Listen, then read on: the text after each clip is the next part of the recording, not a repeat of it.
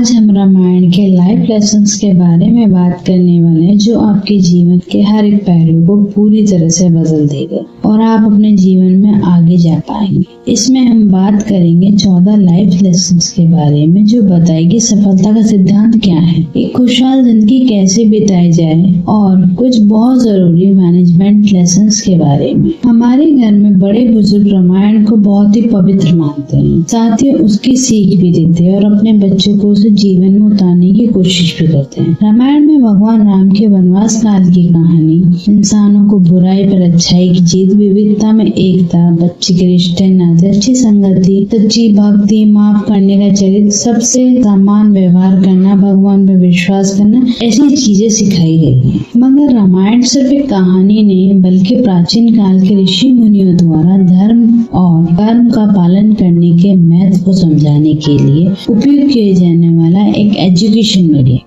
रामायण की बहुत सी सीख मैनेजमेंट इंस्टीट्यूटों में भी पढ़ाई जाती है। तो कुछ जल्दी चलते हैं, इसके बारे में बात करते हैं। क्या है सफलता का सिद्धांत? जिस समय रावण मरने की अवस्था में था उस समय भगवान श्री राम ने लक्ष्मण से कहा कि इस संसार से नीति, राजनीति और शक्ति का महान पंडित विचारेगा, तुम उसके पास जाओ और उससे जीवन की कुछ ऐसी शिक्षा ले लो जो और कहीं नहीं दे सकते। श्री राम की बात मानकर लक्ष्मण मरने की अवस्था में पड़े रावण के सिर के नजदीक जाकर खड़े हो गए। रावण ने कुछ नहीं कहा। लक्ष्मण जी वापस राम जी के पास लौट कर आए। तब भगवान ने कहा कि अगर किसी से ज्ञान प्राप्त करना है तो उसके चरणों के पास खड़े होना चाहिए, ना कि उसके सिर की ओर। ये बात सुनकर लक्ष्मण जी जाकर इस बार रावण के पैरों की ओर खड़े हुए। उस समय महान पंडित रावण ने लक्ष्मण जी को 3 बातें बताई जो कि एक सफलता की कुंजी है। सबसे पहला, अच्छा काम। पहली बात जो रावण ने लक्ष्मण को बताई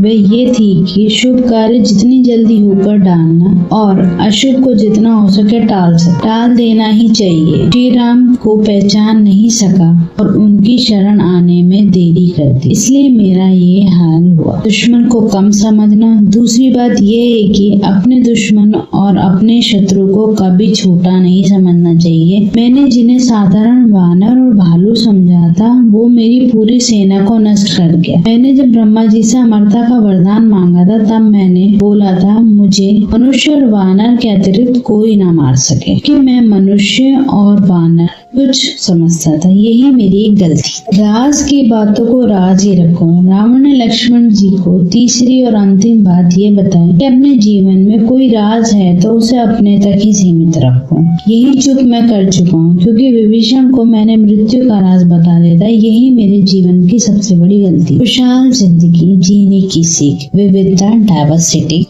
विविधता में एकता रामायण की सबसे बड़ी सीख है। जब प्रभु श्री राम लंका पर चढ़ाई कर रहे थे तो इस दौरान उनकी सेना में सभी तरह के लोग थे, मनुष्य से लेकर पशु पक्षी तक भी मौजूद थे। युद्ध के दौरान सभी ने प्रभु श्री राम का साथ दिया। इसके अलावा राजा दशरथ के 4 बेटे थे। सभी के चरित्र अलग अलग थे लेकिन उनमें फिर भी एकजुटता थी और यही चीज हर परिवार को दुख के समय में बाहर निकालने में बहुत मदद करती। प्रभु श्री राम के सभी भाइयों में बहुत प्रेम था। इनमें प्रेम और लालच, गुस्सा, विश्वासघात के लिए कोई भी जगह नहीं थी। लक्ष्मण 14 साल तक अपने बड़े भाई प्रभु श्री राम के साथ वनवास काटा। वहीं दूसरी तरफ भरत ने राजगद्दी के मौके को अपने बड़े भाई के लिए ठुकरा दिया। भाइयों के प्यार की ये सीख हमें लालच और सांसारिक सुख के बजाय रिश्तों का महत्व देने के लिए प्रेरित करती है।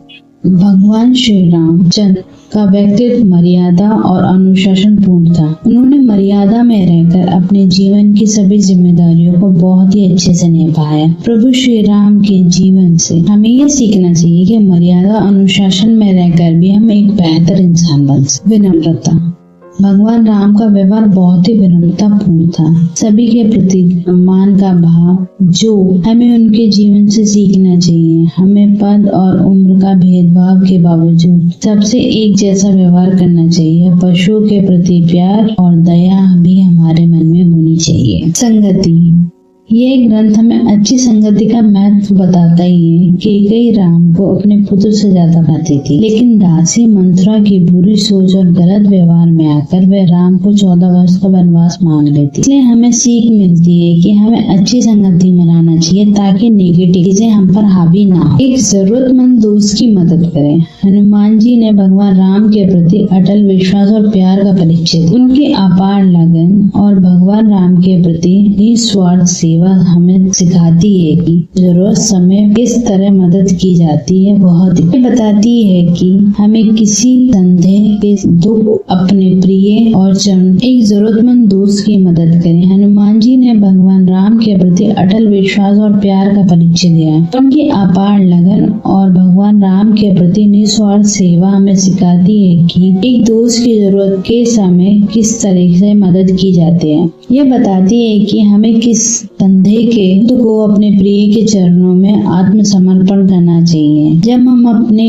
आप को स्वप्रिय और चरणों में समर्पित करते हैं तो हमें निर्वाण और मोक्ष की प्राप्ति होती है और जन्म मरण से छुटकारा मिलता है। बदले की भावना। रावण एक ज्ञानी पुरुष था, लेकिन माता सीता का अपहरण करने उसका पतन का कारण बना। इससे पता चलता है कि हम दूसरे को नुकसान पहुंचाने के चक्कर में बदले की आग में अपना ही जला बैठ। अपनी बहन सुपर्णखा की लक्ष्मण द्वारा बेइज्जती करने पर रावण ने उसके भाई राम को सबक सिखाने की सोचा है। तो क्रोध और विश्वासघात के प्रतिशोध के खुद के जाल में खुद ही उलझ जाता है। इसलिए हमें बदले, अहम और क्रोध के बजाय माफ करने का स्वभाव अपनाना चाहिए। भगवान आपका सहारा है। राम, लक्ष्मण और वानर सेना द्वारा भारत और श्रीलंका के बीच तैयार किया गया पुल एक चमत्कारी की निशानी है। जिस तरह से भगवान का नाम लिखने पर पत्थर तैरने लगा, यह भी एक बड़ी सीख है कि जिस भगवान का नाम लेने से सब लोग पुल से सागर पार कर गए, वैसे ही उनका नाम लेने से हम इस भव सागर को पार कर सकते हैं और हर क्षेत्र में जीत भी हासिल कर सकते हैं। प्रबंधन के पाठ। प्रेरणा। देवी सीता की खोज में हनुमान जी का लंका जाना रामायण का वो किस्सा है जिसमें मैनेजमेंट के सिद्धांत का उपयोग साफ साफ दिखाई देता है। हनुमान जी का उद्देश्य लंका जलाकर देवी सीता तक श्री राम जी का संदेश पहुंचाना था। जब इस बात की पुष्टि हो गई कि देवी सीता लंका में है, तब जामन जी ने बजरंगबली को उनकी ताकत और उनकी शक्तियों का एहसास कराकर लंका जाने के लिए प्रेरित किया। जामन जी का हनुमान जी प्रेरित करना एक अच्छे मैनेजर का सबसे अच्छा उदाहरण है, जो अपने कोवर्कर का इंट्रोडक्शन और उसकी पोटेंशियल से कराता है, फिर उनकी एबिलिटी अकॉर्डिंग उनके कामों को करने में मदद करता है। Session analysis. लंका पहुंचकर सबसे पहले हनुमान जी ने वहां की सिचुएशन को पूरा एनालिसिस किया। तो उन्होंने लंका की ताकत और उनकी कमजोरियों को पता लगाया। रावण के इलाकों में उनके ऊपर कई तरह के खतरे थे, कई अवसर भी थे। हनुमान जी ने अपनी बुद्धि और कौशलता से सब कुछ समझा और उसके बाद ही कुछ किया। ताकत, कमजोरी, अवसर और खतरा यानी कि SWOT शो यानी कि strength, weakness, opportunity and threats का एक आकलन है आज के मैनेजमेंट का सबसे जरूरी है। सबसे पहले लक्ष्य को या जो काम दिया गया आपको पहले उसको समझना जरूरी है, फिर इसके लिए मानसिक रूप से तैयार होना और उसके प्लान बनाना, उसके इम्प्लीमेंट करना कि क्या काम। सबसे बाद में कंपटीशन की ताकत और कमजोरी का पता लगाना जरूरी और उससे जुड़े खतरे और अवसर को भी समझ योजना। रामायण में सुग्रीव को काफी वेल प्लेड तरीके से काम करते दिख। रामायण के अनुसार सुग्रीव बेस्ट मैनेजमेंट क्वालिटी में एक धनी था। रामायण में सुग्रीव और बाली के युद्ध उनकी जीत एक सफल मैनेजर होने की निशानी है। सुग्रीव की कुशलता देख भगवान राम ने इस युद्ध में उनकी योजना के अनुसार ही काम किया है। अगर सुग्रीव एक अनस्किल्ड मैनेजर होता तो शायद अंगद उनके सबसे बड़े दुश्मन में से एक, लेकिन बाली पुत्र अंगद उनके साथ। कहा जाता है बिजनेस और अच्छे रिलेशनशिप से चलता है। सफल मैनेजर वही होता है जिसके अपने भी एम्प्लॉय और क्लाइंट्स में एक अच्छा रिलेशन हो, और एक सफल मैनेजर ही अपनी कंपनी को एक अच्छा काम करा। क्वेश्चन नायक। रामायण में भगवान जितने कुशल नायक थे, रावण उतना ही बुरा था। समय समय पर रावण ने अनस्किल्ड राजा होने के संकेत दिए, जिसके कारण उसके पूरा साम्राज्य सर्वनाश हो गया। शुरुआत से ही रावण ने अपने मैनेजर्स को सुधाव को नजरअंदाज किया और राम के साथ युद्ध करने की स्थिति में मृत्यु प्राप्त। एक अच्छा मैनेजर वो होता है जो अपने दुश्मन को अपने से कम ना समझे। एक अच्छा मैनेजर वो होता है जो अपने दुश्मन से भी अपना काम निकाल सके, क्योंकि वह अपने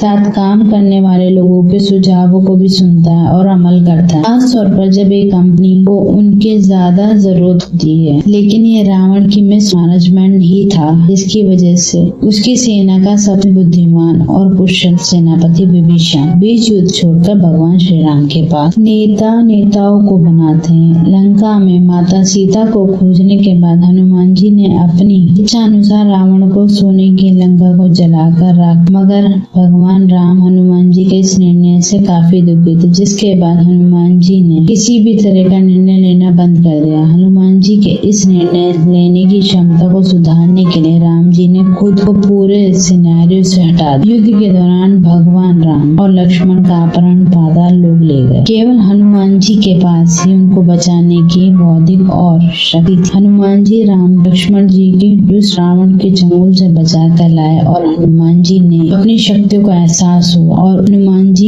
एक सफल नायक बने। युद्ध के दौरान रावण भगवान राम लक्ष्मण का अपहरण करके पाताल लोक ले गए। केवल हनुमान जी ही और उनके बीच से बचा के ला सकते थे। उनको बचाने के लिए बौद्धिक और शारीरिक शक्ति जरूरी थी। हनुमान जी के अंदर ये सब था। हनुमान जी ने राम लक्ष्मण को दुष्ट रावण से चंगुल से बचा कर लाए और हनुमान जी ने अपनी शक्तियों का एहसास हुआ और युद्ध के दौरान रावण भगवान राम और लक्ष्मण को अपहरण करके पाताल लोक ले गए। केवल हनुमान जी के पास ही उनको बचाने की बौद्धिक और शारीरिक शक्ति थी। हनुमान जी ही राम लक्ष्मण के उस रावण को चंगुल से बचा कर लाए और हनुमान जी ही अपनी शक्तियों का एहसास हुआ और हनुमान जी ही एक सफल नायक बने। ठीक इसी तरह कॉर्पोरेट वर्ल्ड में भी एक नेता के सामने ऐसा वक्त आता है जब उसको अपने जैसे कई नेता तैयार करने। इसमें सबसे बड़ा काम होता है अपने आसपास काम करने वालों अच्छा और सफल निर्णय लेने के लिए प्रेरित कि आगे चलकर वे एक अच्छे मैनेजर बने। धन्यवाद दोस्तों, मुझे उम्मीद है कि आपको ये समरी पसंद आई होगी। अगर आपको ये समरी पसंद आई है तो प्लीज हमें लाइक करें, सब्सक्राइब करें और कोई कैसा भी क्वेश्चन आप हमें कमेंट कर सकते हैं। Thank you.